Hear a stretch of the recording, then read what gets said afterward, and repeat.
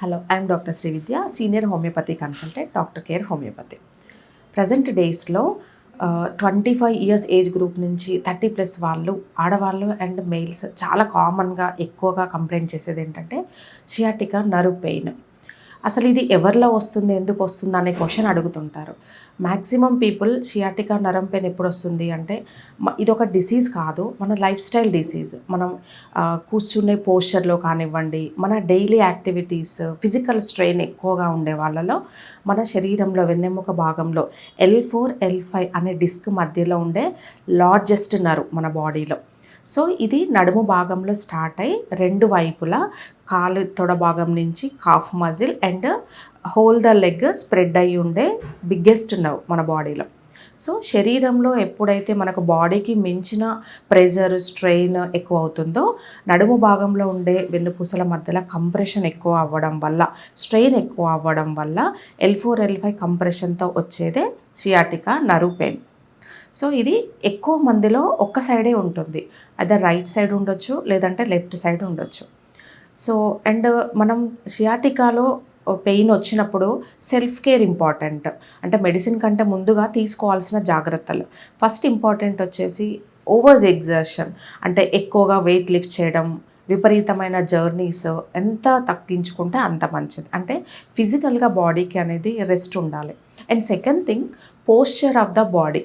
కూర్చునేటప్పుడు, నడిచేటప్పుడు, పడుకునేటప్పుడు spine position, body position అనేది కరెక్ట్గా ఉన్నప్పుడు ఈ డిస్క్ ఇష్యూస్ పెద్దగా రావు. అండ్ సెకండ్ థింగ్, మనం తీసుకునే ఆహారపు అలవాట్లు కూడా చాలా వరకు హెల్ప్ అవుతాయి. బాడీలో ఇన్ఫ్లమేషన్ ఉన్నప్పుడు కూడా మజిల్ పెయిన్స్ కానీ, స్పైనల్ పెయిన్స్ కానీ అండ్ ఇలాంటి నర్వ్ పెయిన్స్ వచ్చే అవకాశం ఉంటుంది. సో యాంటీ ఇన్ఫ్లమేటరీ డైట్ కనుక మెయింటైన్ చేసినట్లయితే, అంటే ఎక్కువగా లీఫీ వెజిటబుల్స్, ఎక్కువగా యాంటీ ఆక్సిడెంట్స్ ఉండే ఫ్రూట్స్ కానివ్వండి, చియా సీడ్స్, ఇవి తీసుకున్నట్లయితే బాడీలో ఇన్ఫ్లమేషన్ క్రమంగా తగ్గుతూ పెయిన్ కూడా తగ్గే అవకాశం ఉంటుంది.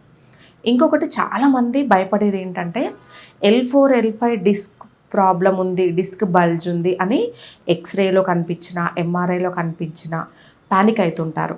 దీనికి సర్జరీ చెప్పారు అనేది మా దగ్గరకు వచ్చి చెప్తుంటారు. బట్ ఇది స్టేజెస్ వైజ్గా చూసుకుంటే డిస్క్ ప్రాబ్లమ్స్ అనేవి 3 స్టేజెస్లో ఉంటాయి. First thing is the disc bulge and second వచ్చేసి డిఫ్యూజ్ డిస్క్ ప్రొలాప్స్ అంటారు. అంటే ఈ డిస్క్ కంప్రెషన్ అనేది ఎక్కువ మోతాదుల్లో కనిపించడం. అండ్ థర్డ్ స్టేజ్ వచ్చేసి ఏంటంటే స్పాండైలోలిస్థెసిస్, అంటే ఇది కంప్లీట్గా ప్రొలాప్స్ ఆఫ్ ద డిస్క్. ఇది సర్జికల్ కండిషన్గా చెప్పుకోవచ్చు. But very few cases proper self care measures ఉన్నట్లయితే ఇవి కూడా వితౌట్ సర్జరీ తగ్గిన కేసెస్ ఉన్నాయి. సో అన్ని డిస్క్ ఇష్యూస్కి సర్జరీ ఫస్ట్ సొల్యూషన్ కాదు అండ్ పర్మనెంట్ సొల్యూషన్ కూడా కాదు. ఇది చాలా క్లియర్గా చెప్పవచ్చు. మనం తీసుకునే జాగ్రత్తలు, సింపుల్ హోమియోపతి మెడికేషన్ విధానం, ప్రాపర్ ఎక్సర్సైజెస్, ఈ 3 కరెక్ట్గా బ్యాలెన్స్ చేస్తే 99% ఆఫ్ ద సియాటికా కేసెస్ ఎటువంటి అదర్ మెడిసిన్స్ కానీ సర్జరీలు అవసరం లేకుండా తగ్గిపోయిన కేసెస్ అనేవి చాలా చూడొచ్చు.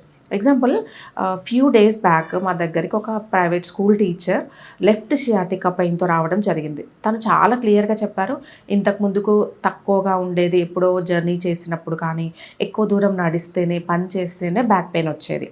బట్ రీసెంట్ డేస్లో ఎప్పుడైతే ఫిజికల్ స్ట్రెయిన్ ఎక్కువ అయిందో, అవర్స్ టుగెదర్ 8 గంటలు నిల్చోవడం, స్టేర్స్ ఎక్కువగా ఎక్కి దిగడం, దీనివల్ల నాకు ఈ ఫ్యూ డేస్ నుంచి చాలా ఎక్కువైపోయింది అని కంప్లైంట్ చేయడంతో ఎంఆర్ఐ తీయడం వల్ల దాంట్లో L4, L5 డిస్క్ బల్జ్ ఉంది. సో డిస్క్ బల్జ్ అనేది first stage of the spinal ప్రాబ్లమ్గా కన్సిడర్ చేయొచ్చు. సో డాక్టర్ గారు అక్కడ సర్జరీ అడ్వైస్ చేయగానే 30+ ఉమెన్ ఇప్పుడు సర్జరీ ఏంటి అనేది చాలా కంగారు పడ్డారు. సో నేను ఇదంతా ఎక్స్ప్లెయిన్ చేయడం జరిగింది. Self care measure and proper homeopathy మెడికేషన్తో సియాటికా ప్రాబ్లమ్స్ అనేవి కంప్లీట్గా సర్జరీ అవసరం లేకుండానే తగ్గుతాయి. సో మనం తీసుకునే precautions and constitutional homeopathy treatment కనుక తీసుకున్నట్లయితే సియాటికా నర్వ్ పెయిన్స్ మ్యాక్సిమం కంట్రోల్కి వచ్చే అవకాశం ఉంటుంది. సో ఎవరైతే సియాటికా ప్రాబ్లంతో కానీ, లేదంటే లంబా స్పాండిలోసిస్, సర్వైకల్ స్పాండిలోసిస్ లాంటి స్పైనల్ ఇష్యూతో సఫర్ అవుతుంటారో వాళ్ళు పెయిన్ కిల్లర్స్ వాడుకుంటూ విసిగిపోయి రిలీఫ్ లేకుండా పర్మనెంట్ సొల్యూషన్ కోసం చూస్తున్న వాళ్ళు కింద స్క్రోల్ అవుతున్న నెంబర్కి కాల్ చేసి డైరెక్ట్గా డాక్టర్ కేర్ బ్రాంచ్ని సంప్రదించగలరు.